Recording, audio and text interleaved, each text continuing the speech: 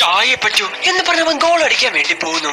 So അവൻ വിചാരിച്ചു കഴിഞ്ഞാൽ അവന് ഗോൾ അടിക്കാൻ വേണ്ടി സാധിക്കും. പക്ഷെ അവന്റെ ടീമിലുണ്ടായിരുന്ന മറ്റൊരാൾ എടാ ഞാനിവിടെ ഫ്രീയാ പാസ് ചെയ്യ എന്ന് പറയുന്നു. പെട്ടെന്നാണ് ഇസാഗി അവന്റെ കോച്ചിന്റെ ശബ്ദം കേൾക്കുന്നത്. ഇസാഗി ഇതെല്ലാവർക്കും ഒന്നാണ്, എല്ലാവർക്കും വേണ്ടിയാണ്. ഇത് കേട്ട ഇസാഗി ബോൾ അവന് നേരെ ഇട്ട് കൊടുക്കുന്നു. ബോൾ കിട്ടിയവൻ പെട്ടെന്ന് തന്നെ അത് പോസ്റ്റിലോട്ട് അടിക്കുന്നു. എന്നാൽ അത് ബാറിൽ കൊണ്ട് എതിർ ടീമിന്റെ അടുത്തോട്ട് പോകുന്നു. ഓൾറെഡി ഇസഗിയുടെ ടീം 1-0 തോറ്റു നിൽക്കുവാണ്. പെട്ടെന്നാണ് കിരാ റോസുക്കെ എന്നുള്ള ഒരു പ്ലെയറിന്റെ കയ്യിലോട്ട് ആ ബോൾ കിട്ടുന്നത്. സോ വളരെ പെട്ടെന്ന് തന്നെ അവർ ഒരു ഗോൾ കൂടി അടിക്കുന്നു.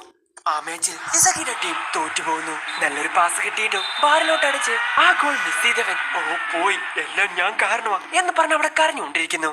ഇനി നാഷണലിലോട്ട് പോവാൻ സാധിക്കില്ല എന്ന് പറഞ്ഞ ഇസഗിയും വിഷമിക്കുന്നു. അങ്ങനെ ആ മാച്ചിൽ ഗോൾ അടിച്ച് വിജയിപ്പിച്ച റിയോസ്കിയുടെ അടുത്തോട്ട് പ്രസ് എല്ലാവരും വരുന്നു. നിങ്ങളിപ്പോ നാഷണലിലോട്ട് സെലക്ട് ആയല്ലോ, ഈ ഒരു അവസരത്തിൽ നിങ്ങൾക്ക് എന്താണ് പറയാനുള്ളത്? അതെ ശരിയാണ്, അടുത്ത നാഷണൽ മാച്ചാണ് ഞങ്ങൾക്ക് വളരെയധികം ഇമ്പോർട്ടന്റ്. എന്റെ ഫ്രണ്ട്സിലായിരുന്നെങ്കിൽ എന്നെ കൊണ്ട് ഇതിന് സാധിക്കില്ലായിരുന്നു. എന്റെ ടീംമേറ്റ്സ് ആണ് എന്റെ യഥാർത്ഥ ഹീറോസ് എന്ന് റിയോസ്കി അവരോട് പറയുന്നു. പിന്നീട് നമ്മൾ കാണുന്നത് ഇസഗിയുടെ ടീമിനെയാണ്. മേ ബി ഇന്ന് നിങ്ങൾ തോറ്റിട്ടുണ്ടാവാം, പക്ഷെ നിങ്ങളുടെ എഫേർട്ട് ഒന്നും ഒരിക്കലും വെറുതെ ആയിട്ടില്ല.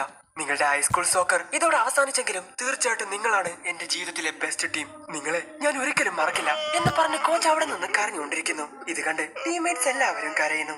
എന്ന ഇത് കേട്ട ഇസഗി നിങ്ങൾ പറഞ്ഞത് സത്യമല്ല എന്ന് മനസ്സിൽ ചിന്തിക്കുന്നു. ഇസഗി എല്ലാവരും ഒന്നാണ്, ഇതെല്ലാവർക്കും വേണ്ടിയാണ് എന്ന് കോച്ച് പറഞ്ഞത് അവൻ ആലോചിക്കുന്നു.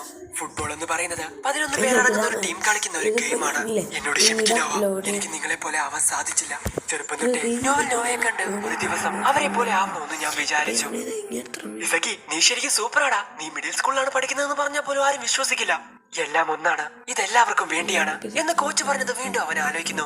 ഈ മാച്ചിൽ വിജയിച്ച് നാഷണലിലോട്ട് പോയി പിന്നീട് വേൾഡ് കപ്പ് നേടണമെന്നായിരുന്നു എന്റെ ആഗ്രഹം. എന്നാ ഇപ്പോ അത് വെറും ഒരു ആഗ്രഹം മാത്രമായി മാറിയിരിക്കുന്നു. ഒരു പക്ഷെ ഞാൻ അപ്പോ പാസ് ചെയ്യാതെ ഗോൾ അടിക്കാൻ ശ്രമിച്ചിരുന്നെങ്കിൽ ഒരു പക്ഷേ എന്റെ ലൈഫ് ഇപ്പോ മാറിയനെ എന്നൊക്കെ പറഞ്ഞ് അവൻ നടന്നുകൊണ്ടിരിക്കുന്നു. ഇവനെന്താ തനിയെ സംസാരിക്കുന്നേ എന്ന് പറഞ്ഞ് കുറച്ച് പിള്ളേർ അവനെ തന്നെ നോക്കുന്നു.